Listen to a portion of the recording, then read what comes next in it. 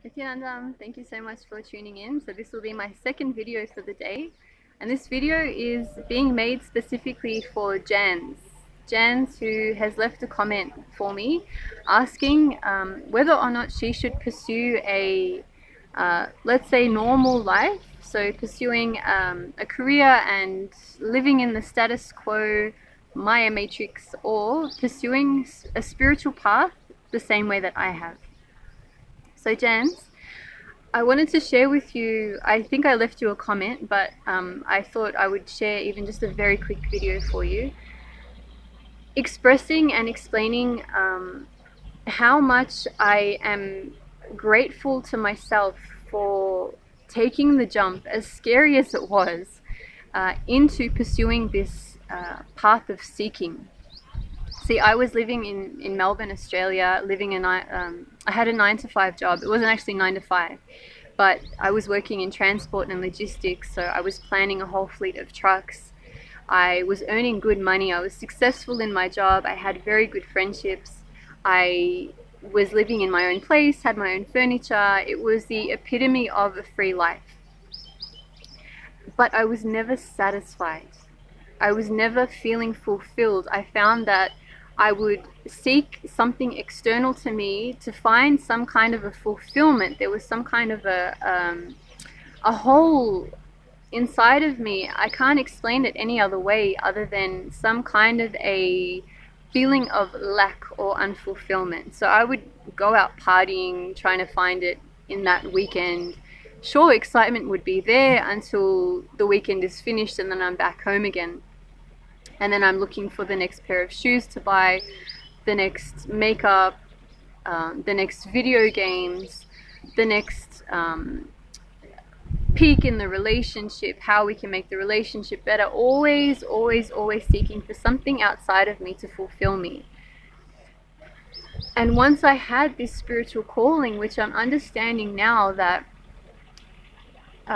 many receive, but very few actually heed. I started understanding through Swamiji's teachings that I am actually completely complete unto myself, that I don't need anything outside of me to fulfill me. But it took me some time to actually start experiencing that. It was only once I started looking in and completing with certain pains that I had inside of me. Once I started looking in and seeing, what is it that I'm actually seeking for? What is it that I'm actually looking for in my life? And actually, once it settled in me that, all right, life in the matrix world, I'm going to use that term because Swamiji uses it, it's not serving me anymore. There's nothing that I can gain from there, and there's nothing that I can really contribute to society in the way that I feel humanity needs right at this point in time.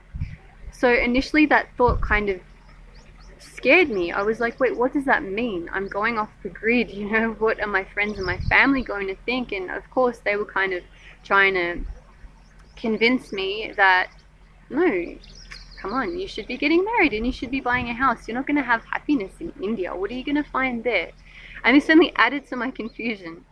But the more and more I was watching Swamiji's videos, the more and more I was experiencing this Kundalini energy, the more and more I was meditating and allowing this presence and this energy to kind of settle in me, I just knew that, no, there's nothing else that I can do other than give my life for something greater than me. I kind of had an understanding that my life, the way I think it's my life, is not exactly mine.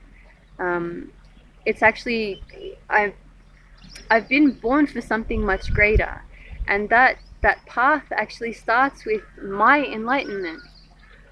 By experiencing the highest state of consciousness within myself, I can then share that with the world. I can be a light for others. They should be able to understand that they don't have to suffer the way that I was suffering. So like I said, I was working and I had the epitome of a free life, but I was always struggling somehow with this unfulfillment, depressive thoughts, anxiety was always there. There were many things that were plaguing me that I just couldn't get out of. Seeing a psychologist and medication, and nothing ever helped me. So after experiencing so much healing and transformation from attending many of Swamiji's workshops, inner awakening, and doing a lot of this introspective work, I understood that, my God, there's so many people out there like me that are seeking for happiness and fulfillment in all the wrong places. The fulfillment that you seek is inside of you. It's always there. It cannot be taken away from you. You cannot be violated the way you think. And nothing outside of you can add any value to you the way you think. You are already a beautiful, perfect, divine expression of the ultimate divine. So if you are having a calling for a spiritual life, as scary as it may seem, jump in. That's all I can say, is absolutely take the call. I have no regrets.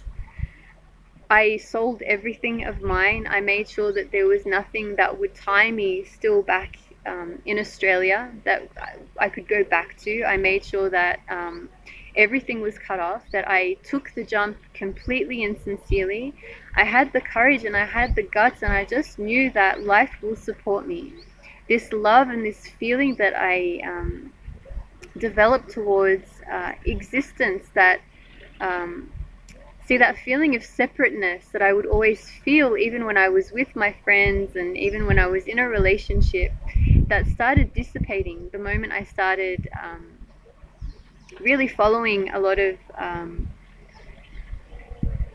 Swamiji's teachings and imbibing his truths. So this kind of a feeling of connectedness with everything was there, where, like, even now, I don't know, I'm overflowing. I can't explain it. I'm happy sitting here. I don't know. It's very difficult to verbalize. I don't need anything. Even if I don't eat, even if I don't sleep for the next 2 days, I can just close my eyes and connect with something that's there inside of me, and it flows through me, and it's so beautiful. And we all have this, but our minds just won't shut up. It won't allow us to feel that and experience it. It's always asking for the next thing, the next great thing. It's always running behind something. And when you start this path of seeking, this aspect starts slowing down. And I can say that only now, at the age of 33, have I really started experiencing the juiciness of life. And it's as a monk. It's not in drugs or partying. It's not in going out with friends or buying things. It's just me as I am, enjoying life. Where, oh God, this sounds like I don't want to offend anyone, but I sound like a bit of a hippie.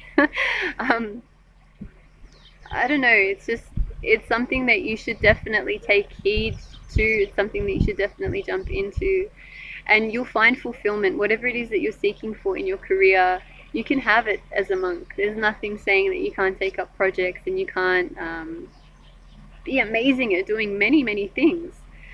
So if you have any more questions, I'll leave many links for you to have a look through. I hope that you please do. And if you have any other questions, or if you want me to make like a follow-up video for you, I said I would make this short, but somehow I can't manage to do it. I just ramble a bit. I can try and make a video for you, which is like a 3-minute video or something, answering a question just completely concisely. So I hope this helps you. I hope this gives you some guidance, and I look forward to reading your questions and comments in the future. Thank you.